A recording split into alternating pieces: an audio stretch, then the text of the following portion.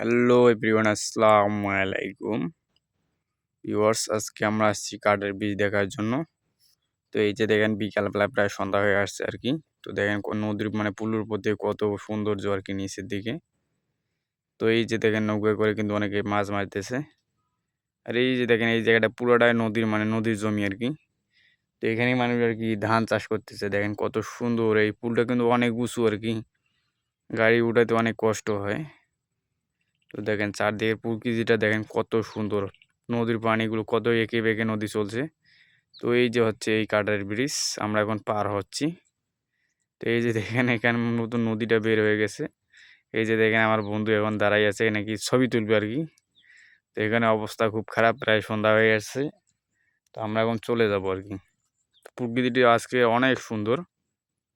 তো এই হচ্ছে কাঠের ব্রিজের অবস্থা, গাড়িতে উঠে আর কি পার হওয়া যাচ্ছে না। দেখেন পুলের কাঠগুলো সরে সরে গেছে, ফাঁক হয়ে আছে আর কি। আসতে নতুন কেউ আসলে আর কি ভয় পাবে আর কি। পুলটার এমন অবস্থা যে এটা কিন্তু একটা গ্রাম, নদীর মাঝখানে একটা গ্রাম, দুই সাইডে দুইটা পুল আছে। একটা ওই যে সামনের পুলটা দেখলাম উঁচু পুলটা, এটা হচ্ছে কাঠের পুল। তো এই যে আমরা আসলাম এদিকে, আসলাম ফরেস্টে ঘুরতে ঘুরতে। তাই তো এই যে দেখেন ফরেস্টের সৌন্দর্যটা, চারদিকে শুধু গাছ আর গাছ দেখতে পাবেন।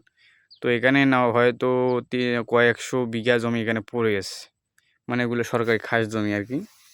তো এখানে কোনো চাষাবাদ হয় না, তো এখানে শুধু গাছ আর গাছ দেখতে পাবেন। তো আর জায়গাটা অনেক সুন্দর, কিন্তু মানুষ দূর দূরান্ত থেকে এখানে ঘুরতে আসে, বা যারা শহরে থেকে তারা আসলেই দেখবেন যে এই জায়গায় আসলে আপনার এই জায়গায় আসলে আপনাদের মন ভালো হয়ে যায় এমনিতেই। তো আমরা বিকালবেলা চলে আসছি। তো ভিউয়ার্স, এই হচ্ছে জায়গার সৌন্দর্যটা দেখেন, চারিদিকে কতগুলো গাছ। মাঝে মাঝে আবার মাঠ আছে, মাঠে কিন্তু ছেলেপেলেরা, এলাকার ছেলেপেলেরা খেলা করে। তো এসে দেখেন এখানে আমরা ঠান্ডা মান্ডা খাইলাম আর কি। তো এই হচ্ছে অবস্থা। সবাই ভালো থাকবেন। আসসালামু আলাইকুম।